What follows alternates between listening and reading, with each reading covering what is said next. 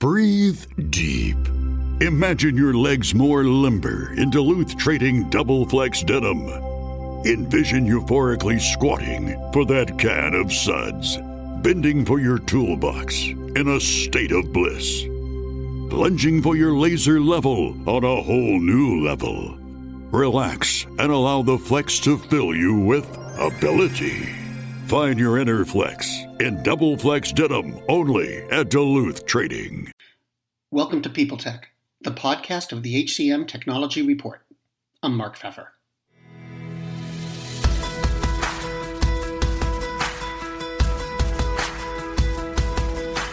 My guest today is Ward Chrisman, founder of HR Tech Advisor and co-founder of HR Tech Alliances. He advises HR technology firms on strategic alliances, partnerships, and sales. We're going to talk about the state of the business a year into COVID-19 on this edition of People Tech. It's brought to you by NetSuite. If you're a business owner, you know that running a business is tough, but you might be making it tougher than it has to be. Don't let QuickBooks and spreadsheets slow you down anymore. It's time to upgrade to NetSuite. Let NetSuite show you how they'll benefit your business with a free product tour at netsuite.com/HCM. And Ward, welcome. Yeah, same here. Thanks for having me. So you see the industry from a pretty wide perspective. And I'm wondering what you're seeing out there right now. We're recording this in February 2021. We're still in the middle of the COVID-19 pandemic. How are you seeing the HR tech industry operate today? What are the demands on them, and how are they going about meeting them? Wow, how long do we have here to cover this? That's a big question. But I mean, from the catbird seat that I sit in on, talking to a lot of these executives and the feedback that we get from our clients as we help them go to market as well, it's particularly noisy out there for the average, solution that's in HR tech and work tech space. So how do you kind of cut through the noise? How do you find your fit, actually? Where do you fit in the ecosystem? And COVID has definitely changed the dynamics of that. Even pure SaaS play type solutions, there's still on-premise solutions out there. But if you look at the tech in general, they've had to adapt something, if not considerable adaptations to accommodate the distributed workforce and, particularly anything that has to do with collaboration or helping employees connect and communicate. All the solutions popping up. We're seeing a lot of shift towards making the solutions more collaborative because the employees and even contractors and people that work for these companies don't have the chance to collaborate the old way in person. And that really changes dynamics quite a bit. And the software has been challenged, I think, in a big way to help with that transition. Last week, Microsoft announced Microsoft Viva go into Teams and includes a lot of HR capabilities within that. It seems that it stacks up against Slack in some ways in terms of its approach to providing software, deploying software throughout the organization, and that's something HR tech vendors can take advantage of. So my question is, do you see more interest from employers in approaches like that, where instead of thinking about an HR tech solution as some kind of standalone, they're looking for ways to integrate it into other working programs they're using throughout the company? That would make sense. What's interesting about the environment today, it's pretty easy to start up a web application company these days, and HR and employees and even the freelance marketplace type things that are popping up and growing.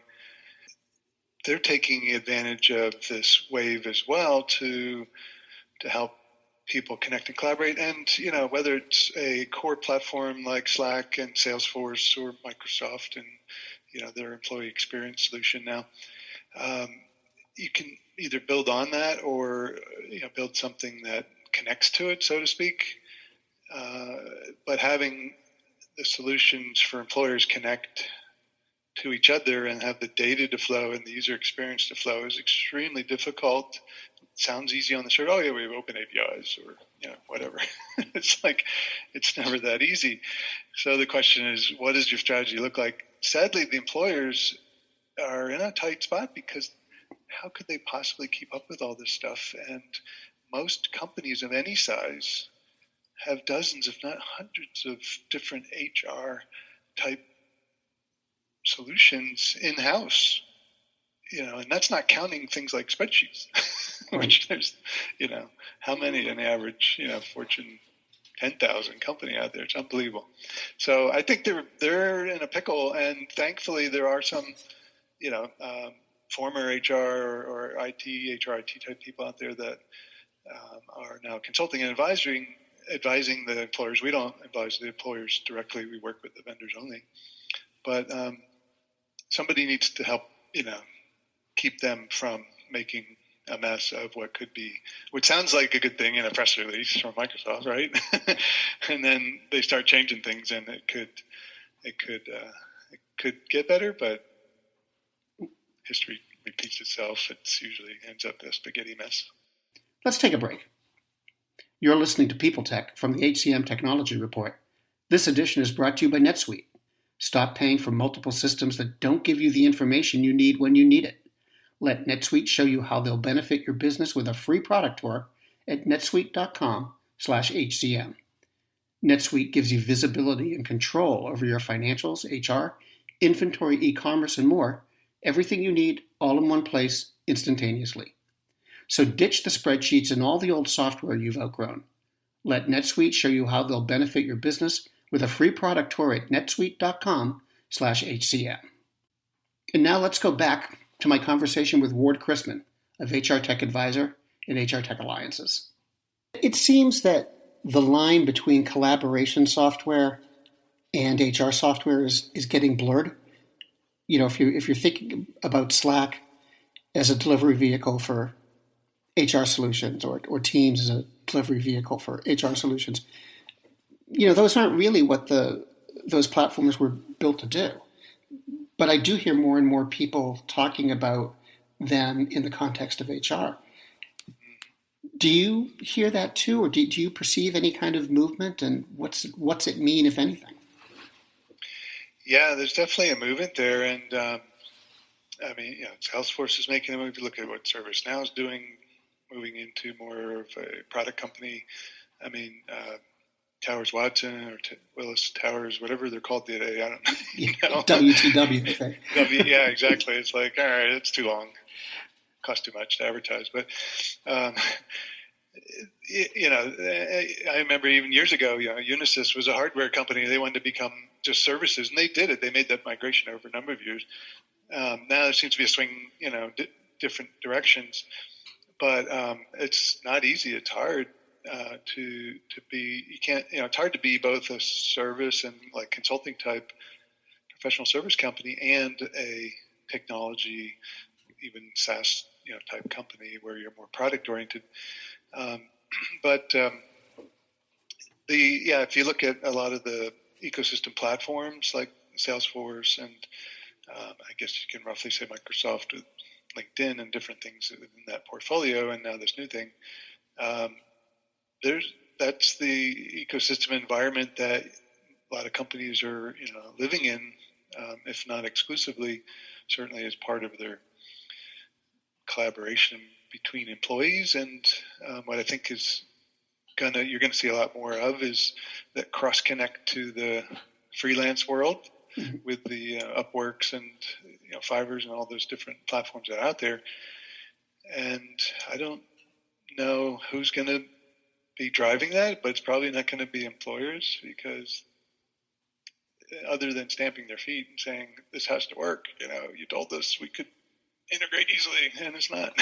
Right? So, the employee experience, the adage of, hey, one solution is all you need, which the Workdays and even Oracles and whatnot would say that historically, it's just never proven itself, because there's too many pieces in that overall puzzle and pie that it's inevitably point solutions continue to pop up where somebody says, I need that. And of course, their flagship platform just can't bring that tomorrow. Even if they buy the company, it takes time to bring that innovation into the fold of a larger, platform type play. So that's what I think going to see long-term transition as some of these rollouts occur. But in the meantime, point solutions are just popping up like unbelievable amounts, and somebody's going to have to figure it out how to make them all work. Played nicely in the sandbox is the way I put it. Let me just ask you one more question, which is, again, from your privileged seat, as you called it, I think. What has really got your attention this year in the HR technology landscape? Is there any particular trend, demand, behavior that employers are really worrying about that vendors really need to be on top of, in your opinion? Well, yeah, I would say just frankly playing nice in the sandbox where the vendors aren't. First of all, there's an awareness problem, and the employers are partly to blame because when they go buy these HR tech stuff, they're usually not very helpful telling them what the environment is, right? Hey, we need to replace this system, right? So if you have that, here's the RFP, let us know. But they don't have the visibility, and a lot of it is because the employer's not sure exactly what they have. But that ecosystem within an employer, again, all those solutions.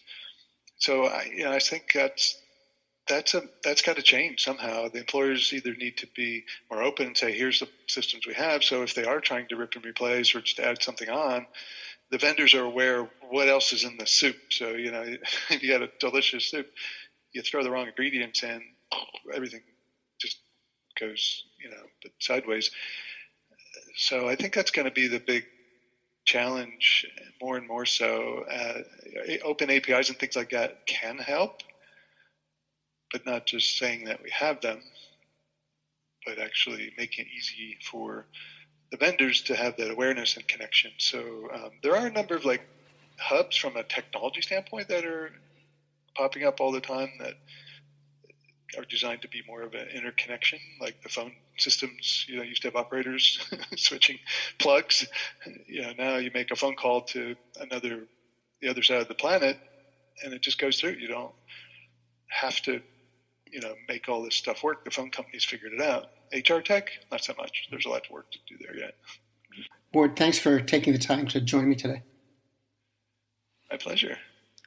I've been speaking with Ward Chrisman of HR Tech Advisor and HR Tech Alliances about the dynamics of HR technology after a year of COVID-19.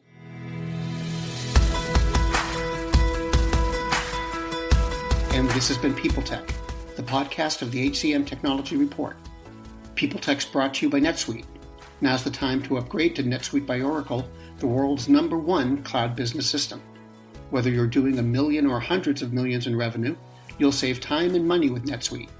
Join the over 24,000 companies using NetSuite right now.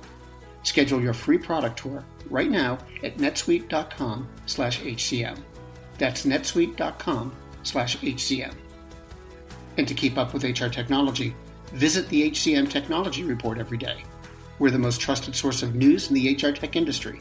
Find us at www.hcmtechnologyreport.com.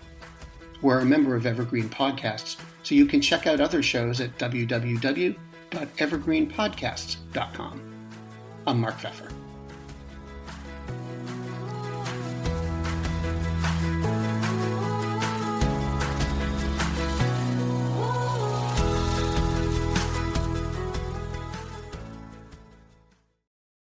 Do you love news about LinkedIn, Indeed, Google, and just about every other recruitment tech company out there? Hell yeah. I'm Chad. I'm Cheese. We're the Chad and Cheese Podcast. All the latest recruiting news and insights are on our show. Dripping in snark and attitude. Subscribe today wherever you listen to your podcasts. We out. Faith in the news media has been challenged, making it even harder to get stories told. The Friday Reporter podcast was created to help audiences better understand the media by hosting journalists who will answer the questions to which we need answers. Join me every Friday to hear more.